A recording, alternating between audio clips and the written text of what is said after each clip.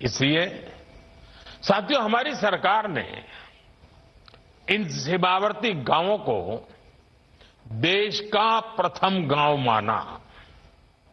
वो प्रथम गांव जहां सुबह की पहली किरण भारत का अभिवादन करती है और जहां आखिरी किरण गुड नाइट कह करके विदा लेती है, जहां सबसे पहले तिरंगा हवा से संवाद करता है, जहां से दुनिया भारत को पहली बार देखती है। ये सोच बदलने का ही परिणाम है कि आज हमारा सीमांत क्षेत्र बदल रहा है। कई गांवों में आजादी के बाद पहली बार बिजली पहुंची, पहली बार सड़क पहुंची, पहली बार घर में नल से जल पहुंचा, पहली बार घर में गैस कनेक्शन पहुंचा। शहरों में ये सामान्य सुविधाएं लगती हैं, लेकिन वहां के लोगों के लिए ये जीवन बदलने वाली सुविधाएं हैं। इसके कारण वहां किसान, बागवान का जीवन बदल रहा है। फल सब्जी बड़ी बड़ी मंडियों तक पहुंचाने आसान हुए हैं। बेहतर कनेक्टिविटी के कारण अब जीवन रुकता नहीं है, नॉन स्टॉप चलता है। और आपने ये भी देखा होगा कि आज दूर सुदूर के इन गांवों में भी बेहतरीन इंटरनेट कनेक्टिविटी है। आप जो साथियों ने बताया, कितनी खुशी से बता रहे थे। साथियों, ऐसी ही हर सुविधा का एक और फायदा हुआ है। आज इन क्षेत्रों में पर्यटन भी फल फूल रहा है। जो गांव वीरान पड़ गए थे, आज वहां फिर से चहल पहल होने लगी है। बेटियां स्कूल कॉलेज जाती हैं, अच्छी पढ़ाई और अच्छी कमाई का माहौल भी बन रहा है और वाइब्रेंट विलेज प्रोग्राम सीमावर्ती गांवों के इस विकास को और गति दे रहा है। साथियों, विकसित वाइब्रेंट विलेज की ये यात्रा सबको जोड़ने और सबसे जुड़ने का ही एक सशक्त माध्यम है। और अब आप सभी की जिम्मेदारी और भी अधिक बढ़ गई है। आपकी ये यात्रा यूनिटी थ्रू पार्टिसिपेशन की यात्रा है। भारत का युवा जितना ज्यादा भारत के सीमावर्ती गांवों को जानेगा, उतना ही वो भारत को सरलता से जानेगा, वो भारत के कोने कोने के साथ सरलता से जुड़ेगा और ये प्रयास नई मजबूती का कारण बनेंगे। आप भी जरा याद कीजिए, इन गांवों के घर आपके लिए, देखा होगा आपने, कोई अलग गेस्ट हाउस नहीं था, कोई होटल नहीं थी। ये सिर्फ गांव, पूरा गांव एक प्रकार से मेहमान नवाजी कर रहा था।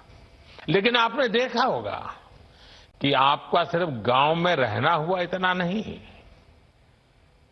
आपके लिए ये मुलाकात गांव के जीवन से जुड़ने की यात्रा एक प्रकार से संस्कृति की पाठशाला भी बन गई। वहां आपको सुविधाओं से भी ज्यादा संतोष और सम्मान मिला। आप जो कुछ भी अनुभव करके आए हैं, वो किसी क्लासरूम में सीखने को नहीं मिलेगा। इसलिए आप सब ने जो अनुभव किया है, उसे आप अन्य युवाओं को शेयर कीजिए, उन्हें भी प्रेरित कीजिए कि ज्यादा से ज्यादा संख्या में हमारे युवा बॉर्डर के गांवों को विजिट करें।